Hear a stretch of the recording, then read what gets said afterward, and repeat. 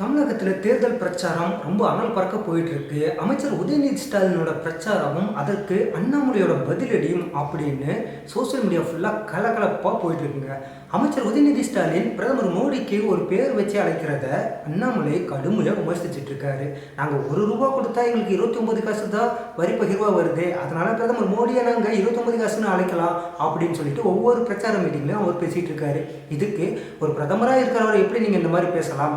இந்த மாதிரி நீங்கள் பேசுனீங்கன்னா கண்டிப்பாக உங்களுக்கும் நாங்களும் ஒரு பேர் வைப்போம் அப்படின்னு அண்ணாமலையும் பதிலடி கொடுக்குற மாதிரி பேசிகிட்டு இருக்காரு. அவர் என்ன காரணம் சொல்கிறாருன்னா, தமிழகத்தில் கஞ்சா புழக்கம் அதிகமாகிட்டே இருக்குது, கஞ்சா புழக்கத்தால் நிறையா கிரைம்ஸ்லாம் நடந்துகிட்டு இருக்கு, இதனால் இப்போ உங்களுக்கும் பேர் வைக்கலாமா, கஞ்சா உதயநிதி அப்படின்னு சொல்லி பேர் வைக்கலாமா அப்படின்னு தமிழக பாஜகத்தில் ஒரு அண்ணாமலையும் அவர் ஒரு பங்குக்கு அவரோட பிரச்சாரத்தில் பேசிகிட்டு இருக்காரு.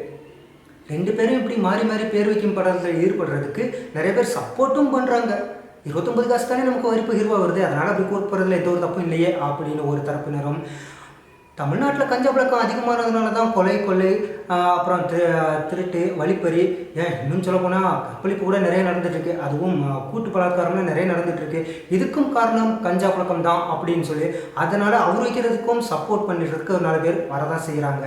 இப்படி 2 பேரும் மாறி மாறி விமர்சனம் பண்ணிகிட்டு இருக்கிறது சோசியல் மீடியாவில் ரொம்ப வைரலாக போயிட்டுருக்கு. ஆனால் இது எல்லாமே எலெக்ஷனில் வாக்குப்பதிவில் இம்பேக்ட் ஆகுமா, வாக்கு சதவீதத்தை ஒருத்தருக்கு ஒருத்தர் குறைக்குமா ஏற்றுமா அப்படிங்கிறது தேர்தல் முடிஞ்சு வாக்கு எண்ணிக்கையும் போது தான் தெரியும். உங்களுக்கு என்ன உங்கள் கருத்து இருக்கோ அதை நீங்கள் பதிவிடலாம்.